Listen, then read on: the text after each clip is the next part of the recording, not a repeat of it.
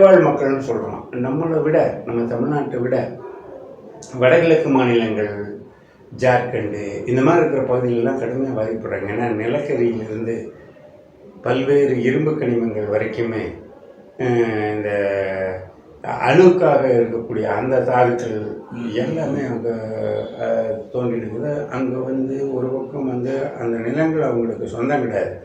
ஆனால் அந்த நிலங்களை வந்து அவங்க வந்து என்னவா இருக்காங்க அப்படின்னு கேட்டிங்கன்னா, காலங்காலமாக உபயோகப்படுத்திடுறாங்க. அவங்களுக்கு யாரும் பட்டா கொடுக்கல. இப்போ இந்த இடத்தையே காலி பண்ண சொல்லிடுறாங்க. அதனால தான் அங்கே நிறைய பிரச்சனைகள் எல்லாமே இருக்குது. அதற்கான பாதுகாவலர்களே அவங்க தான், ஆதிக்குடிகள் தானே. ஆமாம், அதாவது இப்போ பழங்குடிகள், ஆதிக்குடிகள், இந்த பழங்குடிகளுக்குன்னு ஒரு வரையறை வந்து நாம் வைக்கலாம். என்ன அப்படின்னு கேட்டிங்கன்னா, பழங்குடிகளுக்கும் அப்போ இவங்கள புதுக்கடிக்குன்னா அதை வெளியிருந்து வந்தவங்களா இல்லை. அதாவது ஒவ்வொரு முறையும் சமூகத்தில் வந்து அடுத்தடுத்த உற்பத்தி முறைக்கு போயிட்டு அவங்க வந்துக்கிட்டு அந்த பண்பாடு, பழக்க வழக்கங்கள் இதெல்லாம் மாற்றி தன்னுடைய உற்பத்திக்கு ஏற்ற மாதிரி மாற்றிக்கிட்டே போயிட்டாங்க. ஆனால் அவர்கள் இன்னும் வந்து மேய்ச்சல், வேட்டையாடுதல், உணவு சேகரித்தல், ஃபுட் கேதரிங், ஹண்டிங் இந்த மாதிரி வச்சுக்கிறாங்க. கொஞ்சோண்டு சின்ன அளவில் விவசாயம் பண்ணிக்கிறாங்க. அவங்க வந்து என்ன இருக்குதுன்னு சொன்னால், உபரியை கொண்டு போய் மார்க்கெட்டில் கொடுத்து அதை பணம் பண்ணி இன்னொரு பொருளாக வாங்கி உற்பத்தியே வந்து நுகர்வுக்காக அப்படிங்கிறதெல்லாம் கிடையாது. இப்போ ஒரு கடுக்காய் 10 கடுக்காய் பார்க்குறேன்னு வச்சுங்க, அவங்க வந்து 2 கடுக்காய் மட்டும் பொறுக்கிட்டு வந்துக்குவாங்க. ஏன்னா அதுதான் எனக்கு தேவைன்ட்டு. நம்மளால் என்ன பண்ணிடுவோம், 10 கடுக்காயும் பொறுக்கிட்டு வருவான். இதுதான் பழங்குடிக்கு நம்மளுக்கு இருக்கக்கூடிய வித்தியாசம், வேறுபாடு.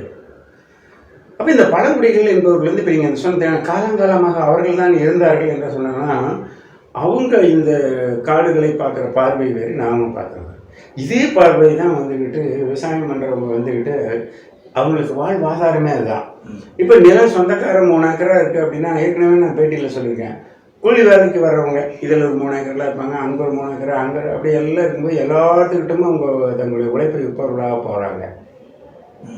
இப்போ எல்லாருமே நிலம் எடுக்கிறாங்க அப்படின்னு சொன்னால் அந்த நிலத்துக்கானவங்களை மட்டுமே தான் பார்க்குறாங்களே தவிர அந்த கூலி ஆட்கள் இப்போ நிலம் எடுத்துட்டேன்னு சொல்லிச்சுன்னா என்னவாயிடும், அவங்களுக்கு நஷ்டம் கிடைச்சிடும்.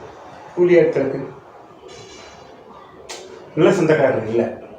இந்த ஏறு வெயில்னு சொல்லிட்டு பணியே வந்து கேள்விக்குறியாயிருது இல்லைங்களா, ஜீவாதாரமே கேள்விக்குறியாயிருது. ஆமாம், அதை பற்றி பெருசாக யாரும் கவலைப்படுறதில்லை. ஆனால் இப்போ நாம் அதை சொல்ல வர்றோம். நீங்கள் கேட்டீங்களா ஒரு கேள்வி, நிலம் இல்லாதவங்கள் பாடுன்ட்டு. நிலம் இல்லாதவங்கள் பாடு வந்து சொல்லான துயரத்தை அவங்க வந்து தாங்குறாங்க. ஏன்னா நாம் என்ன பண்ணுறோம் அப்படின்னு கேட்டிங்கன்னா, எத்தனையோ அரசியல் கட்சிகள் தங்களுடைய கொள்கைகள் எல்லாம் வச்சுருக்காங்க. ஆனால் இதை அப்படியே போயிடுது போக்கில். அவங்க வந்து ஒரு அனாதைகள் மாதிரி அப்படியே நகரத்தை நோக்கி வந்துடுறாங்க. இதெல்லாம் தான் அந்த நகரம் பெருத்து போகிறதுக்குமே நிறைய சிக்கல் நகரத்துக்குள்ளே வருவதற்கு இதெல்லாம் முறைப்படி வந்து அரசு வந்து விடுதலையானதிலிருந்து வந்த எந்த அரசும் இதையெல்லாம் கணக்கில் எடுத்து அவங்களை தீர்க்கல. நிலம் வச்சிருக்கிறவங்க அவங்க வந்துக்கிட்டு நில சொந்தக்காரர்களுக்கு கொடுக்கக்கூடிய மரியாதை இவர்களுக்கு கொடுக்கவில்லை. சரி, இப்போ நம்ம பார்க்குற அந்த ஏறுவெயில்னு ஒரு கதை.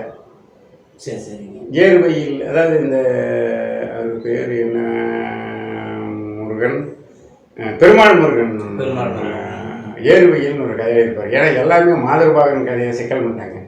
இந்த ஏறுவெயிலில் வந்து இப்போ நிலம் எடுக்கும் பொழுது நம்ம வந்து பார்க்குறோம், இப்போ என்ன பண்ணுறோம்னா வீட்டு வசதி வாரியத்துக்கு நிலம் எடுப்பாங்க, அந்த மாதிரி நிலம் எடுத்துடுறாங்க.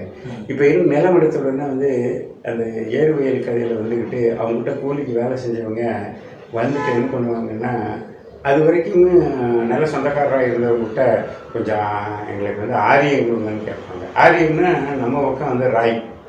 ஓ சரி சரிங்க, ராய் மாவு அப்படியே கேட்பாங்க. இப்போ என்ன சொல்கிறேன் அப்படின்னா, அந்த அம்மா வந்து இந்த நில சொந்தக்காரவங்க பாருப்பா 2 ராய் தோசை வேணா சுட்டு கொடுத்துட்றேன், நீ இப்போ கேட்டுட்ட, அதனால் இந்த நான் கொடுத்துட்றேன், நானே வந்து வெளியே வாங்குற இடத்துல வர்றேன், அப்போ நான் உங்களுக்கு எப்படி கொடுக்கறது?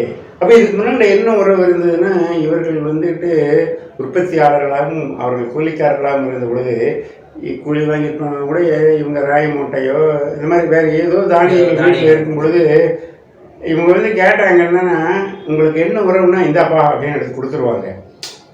அவங்களுக்கு வந்து ஒரு பாதுகாப்பு இருந்துச்சு. இப்போ உணவு பாதுகாப்பு சட்டமெல்லாம் கொண்டு வந்துட்டாங்கல்ல. ஆனால் இந்த கூலி தொழிலாளிகளுக்கு அவங்களுக்கு இருந்த உறவு இருக்கு இல்லைங்களா, இதெல்லாம் யாருமே பார்க்கல. கேட்டால் கொடுத்துட்டு இருந்தவங்க நானே விலைக்கு வாங்குறேன், அந்த நிலைக்கு தள்ளப்பட்டு விட்டார்கள். முதல்ல வந்து இவங்க வேலை செஞ்சாங்க, அவங்களும் சேர்ந்து வேலை செஞ்சாங்க. அந்த உறவு எப்படி இருந்தது அப்படின்னு கேட்டிங்கன்னா, அந்த உற்பத்தியிலேயே கொஞ்சம் பங்கு வேறு மாதிரி கொடுத்தாங்க. என்னென்னா இல்லாத போது வந்து கேட்டால் கொடுத்துருந்தாங்க. இப்போ எனக்கே இல்லையே. அப்போ அந்த அந்த கொடுத்து பழகின, அதாவது கொடுத்து அப்படின்னு கேட்டிங்கன்னா அவங்களுக்கு அந்த உறவு தான் இயல்பான. ஆமாம், நான் வந்து வேலை செய்வாங்க. இதெல்லாம் வந்து இப்போ இப்போ இன்றைக்கெல்லாம் உறவு என்ன மாறிடுச்சுன்னு சொல்லிச்சுன்னா, நான் 8 மணிக்குள்ளே வருவேன், 5 மணிக்கு வெளியே போயிடுவேன், அல்லது 1 மணிக்குள்ளே போயிடுவேன், நீங்கள் என்ன கூலி விடு அப்படின்னு சொல்லும்பொழுது வேறு உறவுகள்லாம் இல்லை. Shift system. ஆமாம், நீங்கள் வந்து ஏறு வெயில் கதை படிச்சு பாருங்க.